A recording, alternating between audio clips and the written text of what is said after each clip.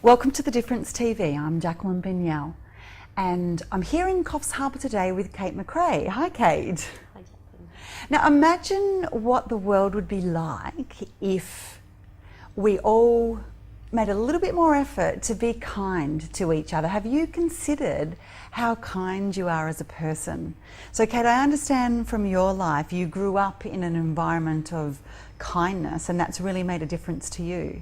Yeah, there's always been stories related of random acts of kindness that my parents did, and to them it was normal back in the late 50s, early 60s to help people out when they needed it. And you know, for instance, there's a story of a couple and a couple of young kids and a baby out in Hay, which is really hot, around Christmas Day, and their car broke down. They were on the way to a funeral. They had hours and hours to go, and I think we lived across from a park, which is where they were.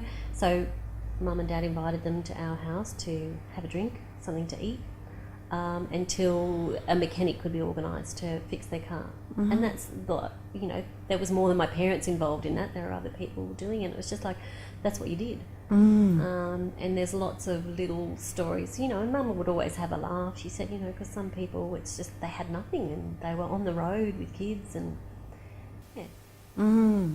So I'm thinking, Kate, you know, if we went out of our way every day to do something kind for another, Yeah.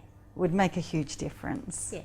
And people think they have to do something huge, but they don't. And it can be as simple as there was an instance a long time ago when I was in London and I was standing behind a guy who was obviously blind, and I could see the back of his pants in the stitching was really threadbare and there was like a hole. Okay. And I'm like, okay. So I kind of followed him across the road and Yes. then I said, oh, excuse me. I said, you may not know. I said, but there's a hole in the back of your pants. And he was so grateful that I had told him. How else would he see that? You know, so it's sort of like, it was like, oh, should I speak to him? And it's like, yeah, because if no one else tells him he's got a hole in his pants. So, I mean, that, you know, that's being kind. Or being kind is just saying that I like that colour on you, or letting someone else in traffic. Just little things like that. You know? And if you can look back on your day and even if you smiled at someone who you might not normally smile at, or who looked grumpy and you smiled at them, yeah. What's coming to my mind as I listen to you talk, Kate, is the word gracious, about being gracious. Yeah, that is a nice word that goes with that, yeah. So what's an example in your own life where you really experienced kindness in a way that it changed your life? Of me doing kindness? Yeah, of you doing kindness or witnessing it or having it done to you, an act of kindness to you? I'm sure there is, but I can't think on the spot. But a story that I have done was a young girl that through a series of events I found out that, and she was only 15, had a baby, and she didn't have a pram and she didn't have a cot, and it was her sister that was telling me. And you know, my baby was 4 months old, and I went home and I had 2 prams and 30 baby suits that, you know, from family and other stuff like that. So I went to the hospital and sort of like went up to her and introduced myself, and I said, you know, this might be a bit odd, but I'd like to give you these things. And she went, okay, you know, sort of, she wasn't sure whether she should say yes or not. So I gave her the pram that had like a bassinet so that the baby could sleep in it as well for a few months. Packed a whole heap of bond suits in it and some leftover nappies for a tiny baby, and whatever else I didn't need. And I took that to her sister, who then took it home to her, and her mother said, oh, I didn't think people did that anymore. You know, it was like, well, why shouldn't I? You know, I could go and give it all to charity, or I could give it to someone who I know needs it. And it was just a really nice thing to do. That's 20 years ago.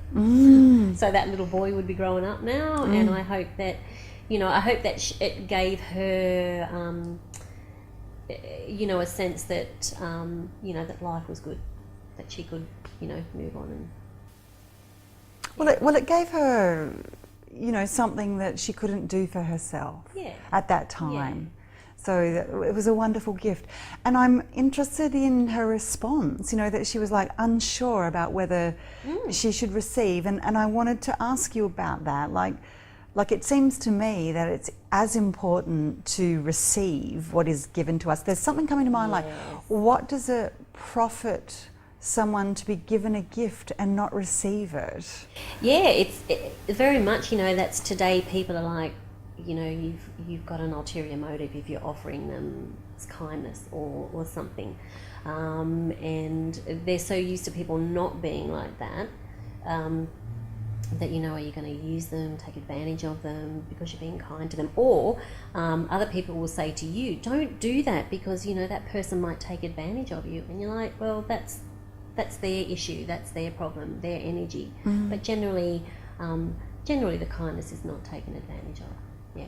And I think when you do kindness to someone who may even be thinking that way, they generally then change their mind, because it's like, oh, they really did do this nice thing for me. I remember one day, Cate, I had broken my foot, and some people came around to my home and brought around a beautiful lunch. Yeah. And I was so touched by that gift. Simple. Very simple, but it meant so much to me, and that was an example of an act of kindness that made a difference to me and changed me that day. Yeah. Yeah. And so it's important that we can give and also receive. Yeah. If you had one final message that you would like to leave us with that would make a difference to us, what would that be? Be the better person. Be the better person. Can you say, I like that, be the better person. Can you say some more about that? I think it was, my mum used to say it to me, and I've now said it to my children. And one of my daughters is always saying, I tried to be the better person. And that's like when you have a fight with someone or even a disagreement, and even if you are the one that has to apologise or say, perhaps I was wrong, or let's clear the air, and the other person doesn't take it on, and they're still, have their backup, whatever, you were the better person, and then you can just move on. It's, I tell them it's like a little step in their maturity, to be able to do that. And if the last word is that you feel even in a relationship that doesn't continue, that you were the one that said, okay, I'm sorry, or being the better person. Being the better person, I like that. So what we learned from Cate today is be the better person. Make that choice to be the one that is the better person. That being gracious, it just goes along with your message of kindness. It's about being kind and letting some things go through to the gatekeeper is what I get from you when you say like be the better person. You don't sweat the small stuff. And accept kindness from other people, like a compliment. Yeah, a lot of people don't know how to take a compliment. You just got to say thank you. That's it. Oh, totally. Thank you, Cate, for your messages today. Really hope you feel inspired to go out of your way each day and be more conscious to do small acts of kindness to other people and make our world a kinder world. I'm Jacqueline Bignell from The Difference TV. May you live your difference. Live your difference. www.thedifference.tv